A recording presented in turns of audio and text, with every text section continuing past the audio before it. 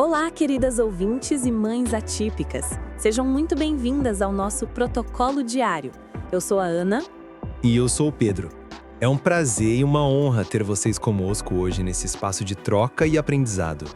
Se você já é familiarizada ou começou a estudar sobre o autismo agora, provavelmente já deve ter se deparado com alguns termos, como autismo leve, moderado e severo. E a grande questão é, você sabia que nós não usamos mais esses termos hoje em dia? O mundo do autismo está em constante evolução e a nossa linguagem também se adapta para ser mais precisa e acolhedora. Exatamente, Pedro. Atualmente, chamamos essas categorias de nível 1, 2 e 3 de suporte.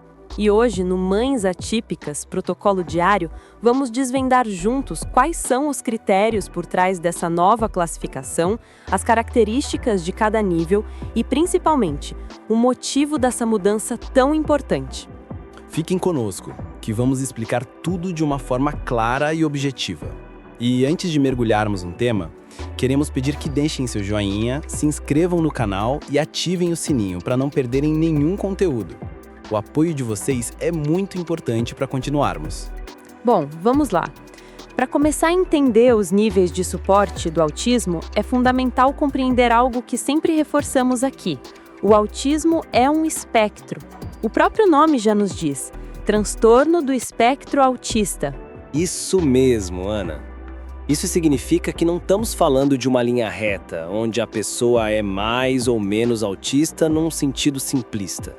É algo muito mais complexo, multidimensional, com infinitas possibilidades de manifestação. Traduzindo, não existe um padrão autista que se repete em todos os indivíduos. Cada pessoa no espectro, mesmo dentro do mesmo nível de suporte, terá suas características únicas, suas dificuldades específicas e suas potencialidades que se manifestarão de maneiras diversas em diferentes contextos da vida. Com essa compreensão em mente de que o autismo é um espectro com manifestações tão distintas, podemos nos aprofundar nos níveis de suporte. Eles são, na verdade, uma classificação do DSM-5, o Manual de Diagnóstico e Estatístico de Transtornos Mentais. Essa classificação é utilizada para descrever o grau de apoio necessário para um autista. E essa divisão é baseada na intensidade dos sintomas e no quanto o autismo compromete a funcionalidade do indivíduo.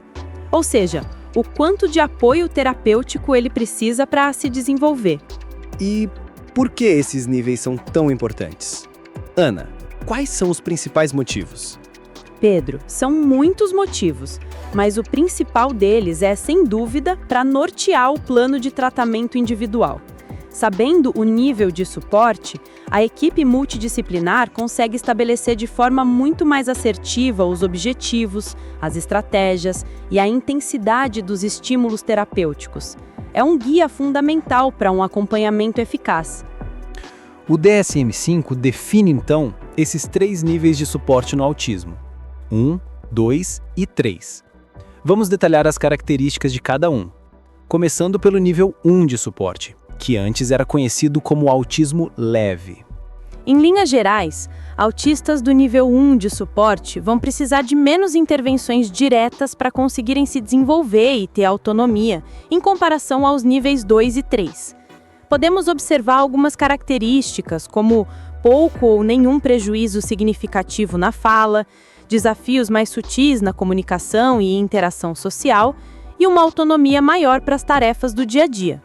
Eles geralmente têm pouca ou nenhuma dificuldade na aprendizagem, conseguem expressar melhor o seu desconforto com mudanças e, claro, podem apresentar a presença sutil de estereotipias e de hiperfoco, que são os interesses específicos intensos. E aqui, Pedro, é crucial fazermos uma observação. Quando descrevemos essas características, muitos podem pensar: ora, mas isso não é nada, isso se resolve rapidinho. E não é por esse caminho que devemos ir. O nível 1 pode até parecer mais leve por não demandar um apoio constante, mas ele tem suas dificuldades. Sim, essas dificuldades atrapalham e muito a rotina, a autonomia e a convivência. Um autista de nível 1 pode falar muito bem, mas ainda assim a interação social pode ser pouco funcional. especialmente quando a rigidez mental é grande ou a dificuldade em entender a teoria da mente, ou seja, que as outras pessoas têm intenções e perspectivas diferentes. E isso, com o passar dos dias, desgasta demais o emocional do autista e das pessoas que convivem com ele. Então, de leve, ele não tem absolutamente nada. Vamos deixar o termo leve no passado, combinado? Todos os autistas, inclusive os de nível 1, precisam de acompanhamento terapêutico. O acompanhamento psicológico é essencial, pois eles são mais vulneráveis a desenvolver ansiedade e depressão. E existe um fenômeno chamado masking, onde muitos autistas de nível 1, desde a infância, mascaram suas características para evitar bullying e sofrimento. Isso pode levar a diagnósticos tardios ou, pior, a nenhum diagnóstico, resultando em uma vida inteira de sofrimento pela falta do apoio adequado. E agora, vamos falar sobre o nível 2 de suporte, que antes era conhecido como moderado. Aqui, os autistas precisam de mais suporte para realizar as atividades diárias em comparação aos do nível 1. Há prejuízos mais significativos na comunicação e na linguagem. A interação social também é mais limitada e muitas vezes pode depender de recursos visuais para ser mais satisfatória. O autista do nível 2 demonstra déficits marcantes na conversação, com respostas mais reduzidas ou atípicas, embora a fala ainda esteja presente, mesmo que limitada. Eles podem apresentar mais crises ou desregulações, justamente por não terem a comunicação tão desenvolvida para expressar sentimentos incômodos. E, além disso, frequentemente apresentam um apego maior à previsibilidade e a rituais do que os de nível 1. E também é comum que autistas do nível 2 de suporte apresentem uma leve deficiência intelectual ou um leve comprometimento na aprendizagem. E, por fim, temos o nível 3 de suporte, o antigo autismo severo ou autismo clássico. Esses são os autistas que serviram de base para muitos dos estudos iniciais sobre o transtorno. As características do nível 3 incluem a necessidade de suporte e supervisão constante para as tarefas do dia a dia. A interação social é bem limitada, muitas vezes quase inexistente, e a comunicação pode depender totalmente de recursos visuais para ser mais satisfatória.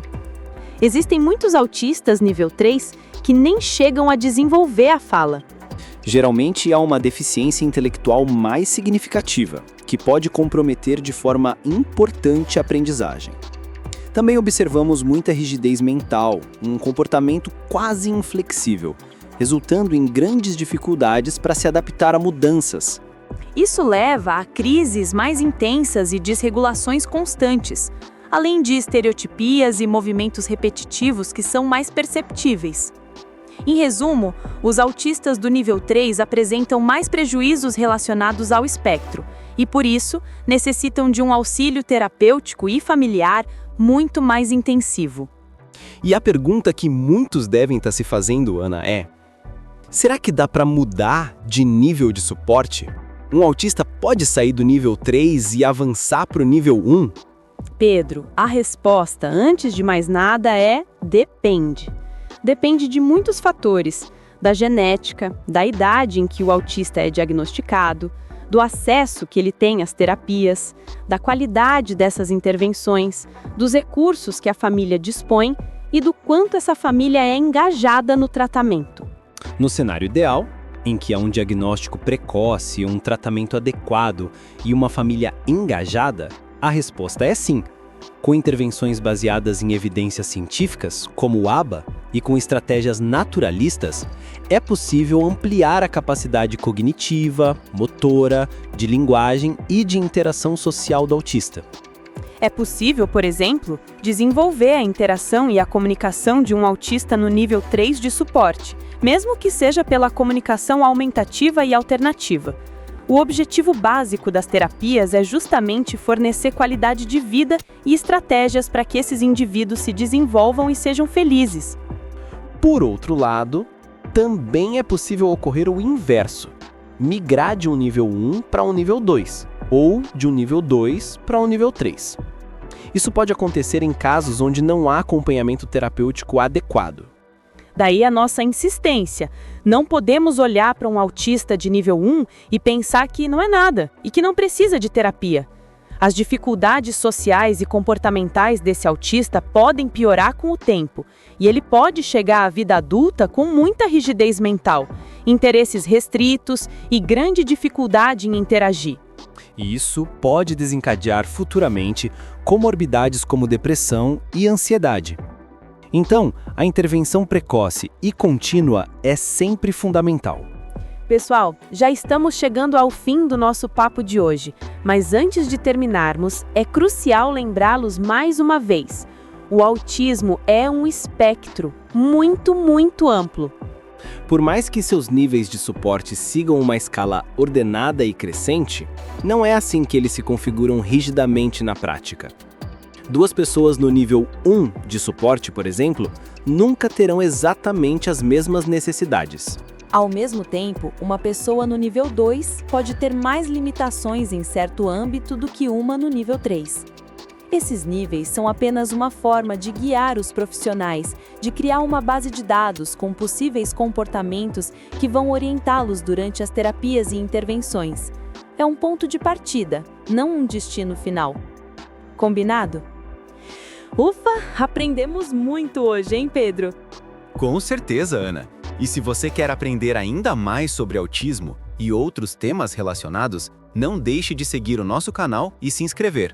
Isso mesmo. Postamos conteúdos diversos sobre autismo, TDAH, desenvolvimento infantil e muito mais. O conhecimento é uma ferramenta poderosa e estamos aqui para compartilhá-lo com vocês. Em nome do Mães Atípicas Protocolo Diário, muito obrigada pela companhia e pela atenção de todas as mães e ouvintes. Nos vemos no próximo episódio do Mães Atípicas Protocolo Diário.